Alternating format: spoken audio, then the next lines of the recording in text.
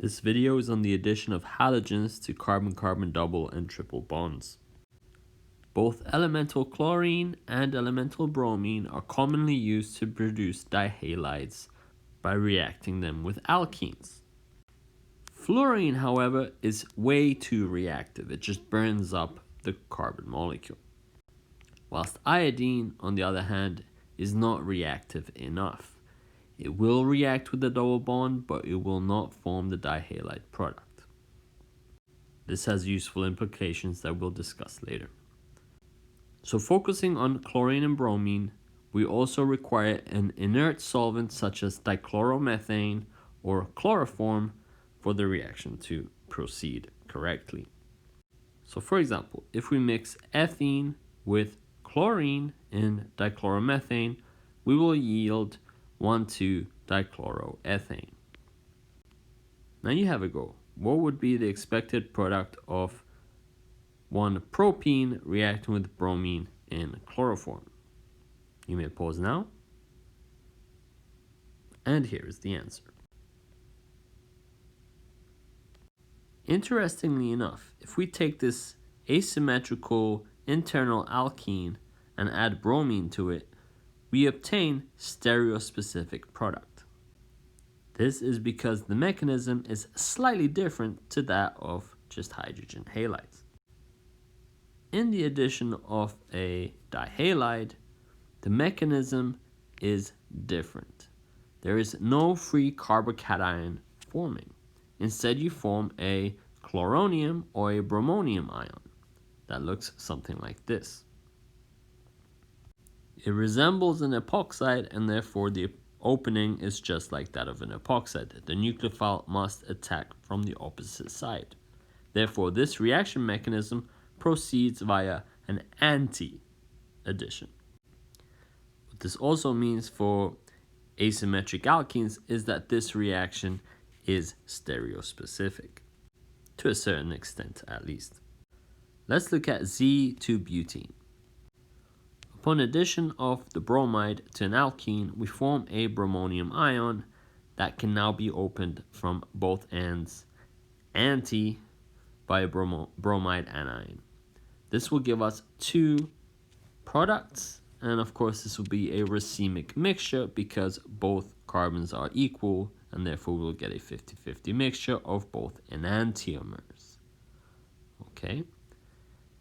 Note that if we want to show them clearly, we can show that the halogens are anti to each other by drawing them as one being wedged, one being dashed.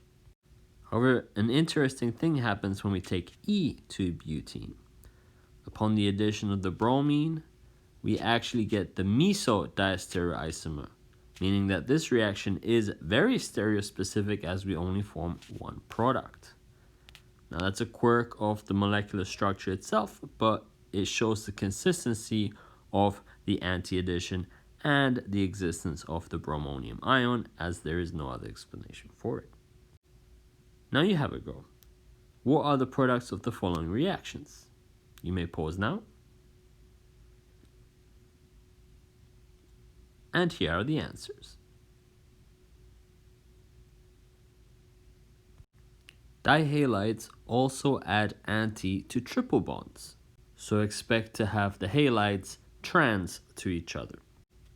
Note that if there is excess halogen present, then it will add twice to the triple bond, as there is no reason why it would not react with that halogenated alkene.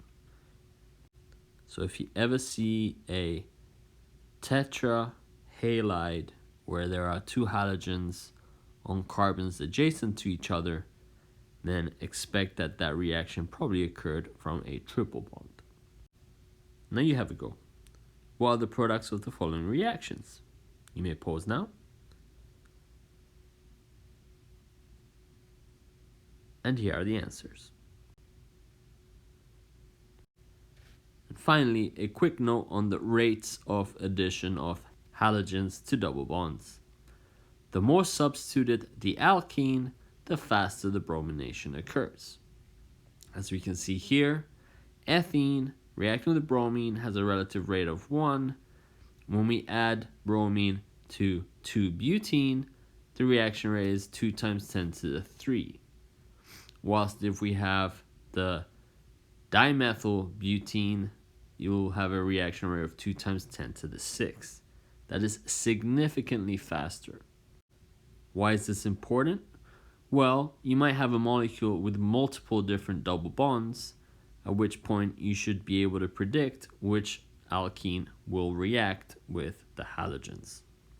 For example, what would be the product of this reaction? Well, as you can see, we have a primary alkene and a tetrasubstituted alkene.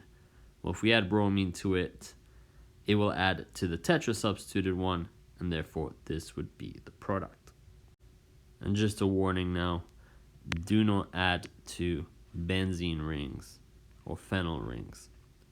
We'll get to that at the point when we discuss them.